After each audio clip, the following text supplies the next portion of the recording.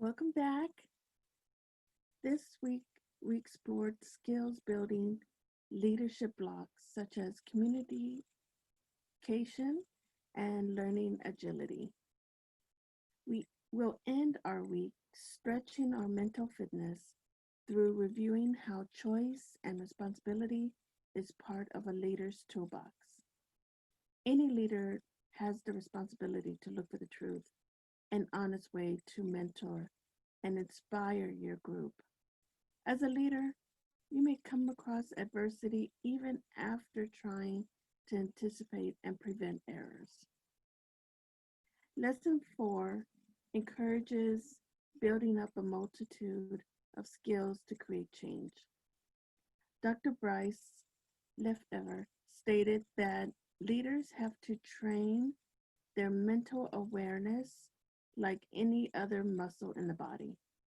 He recommends the following to increase your mind's ability to lead. The power of choice and responsibility is important because as a leader, you may be asked to make hard choices. Sometimes you may be alone in your decision, but the definition of choice is, quote, an act of selecting or making a decision when faced with two or more possibilities. The ability of the leader to seek the truth and become honest is difficult. The truth can be hidden and be difficult to find. The way to find the truth is to be honest with yourself. For instance, as a group leader, you may find it challenging to find the truth, but if you learn from different resources, such as research, professionals in the field, or trusted sources, then you are thinking with a critical lens.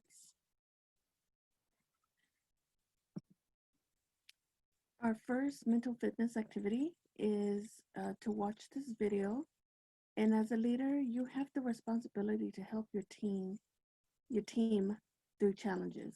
The choices you make as a leader becomes clear that you either learn from the challenges or not.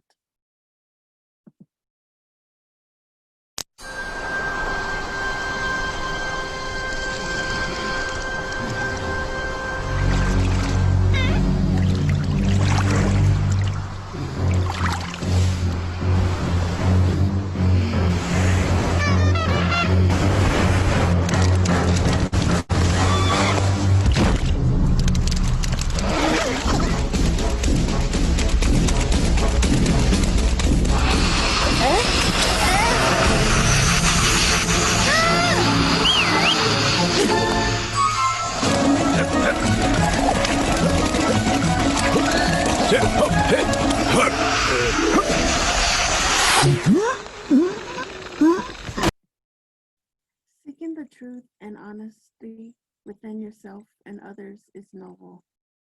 It will be the hardest part of being a leader.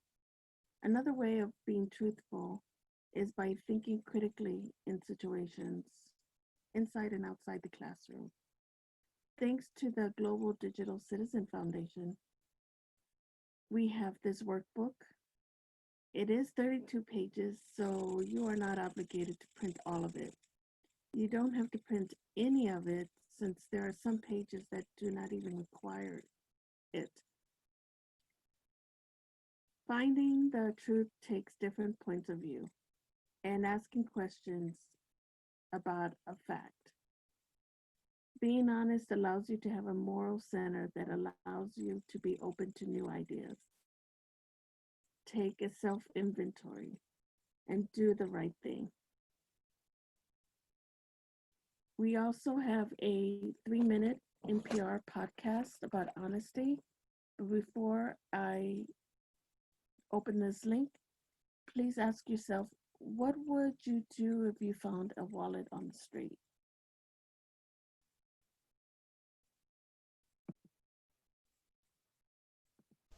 Picture this. You're a receptionist at, say, a hotel. Someone walks in and says they found a lost wallet, but they're in a hurry. They hand it to you. What would you do? Well, researchers have looked at that question using thousands of supposedly dropped wallets from all around the world. NPR's Merritt Kennedy has more on what they found. The experiment started small. A research assistant in Finland, pretending to be a tourist, turned in a few wallets containing different amounts of money. He'd walk up to the counter of a big public place, like a bank or a post office. Acting as a tourist, he mentioned that he found the wallet outside around the corner, and then he asked the employees to take care of it. Alain Cohn from the University of Michigan says surveys show most people think more money in the wallet would make people less likely to return it. He even thought so. But actually, what they were seeing was the exact opposite. People were more likely to return a wallet when it contained a higher amount of money. At first, we almost couldn't believe it and told him to triple the amount of money in the wallet, but yet again we found the same puzzling finding. The researchers decided to do the experiment on a much larger scale. They dropped off more than 17,000 lost wallets in 40 countries. All of the wallets looked about the same: a small, clear case with a few business cards, a grocery list, and a key. Some had no money, and some had the local equivalent of about $13. And around the world, they kept finding the same thing. In 38 out of 40 countries, people were more likely to return the wallets with money. And in 3 countries, they dropped wallets containing nearly $100. Cohn says the results were even more dramatic. The highest reporting rate was found in the condition where the wallet included $100. So what's behind all this honesty? The researchers think there are 2 main explanations. First, just basic altruism. Basically, if you don't return the wallet, you feel bad because you harmed another person. There's some evidence for that. They ran a test where just some wallets contained a key, only valuable to the person who lost it. Those wallets were about 10% more likely to be returned. Cohn says he also thinks the results have a lot to do with how people see themselves. And most people don't want to see themselves as a thief. The more money the wallet contains, the more people say that it would feel like stealing if they do not return the wallet. The rates that wallets were returned varied a lot by country, even though money in the wallet almost always increased the chances. The researchers think the country's wealth is one factor, but a lot more research is needed to explain the differences. Duke University economist Dan Ariely studies dishonesty. He says this shows material benefits are not necessarily people's only motivation. We see that a lot of dishonesty is not about the cost-benefit analysis, not about what I stand to gain and what I stand to lose, but instead it's about what we can rationalize. To what extent can we rationalize this particular behavior? Cohn says their study, which appears in the journal Science, suggests people are too pessimistic about the moral character of others. I think it's a good reminder that other people might be more similar to you and not always assume the worst. And sometimes honesty does pay. After people reported a lost wallet, they got to keep the cash. Merritt Kennedy, NPR News. Lesson 4 delved into mental fitness for your brain. The ability of your brain to perceive the right course of action is based on decision-making qualities and the responsibility of that decision. Your building blocks for this week is communication and learning agility, and your mental workout was based on choices and responsibilities through the process of thinking critically or truthfully and honesty. All these skills will help you when you have a project or group or an assignment and it doesn't go in the direction you thought it would go. Next week's lesson will be about grit and a characteristic of grit, which is resilience. The lesson to take before next week is the grit scale, which was developed by Angela Duckworth.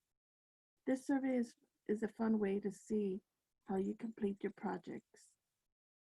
See you next week. And if you need the links to any part of these lessons, you're welcome to email me at bcanales1@alamo.edu. Thank you.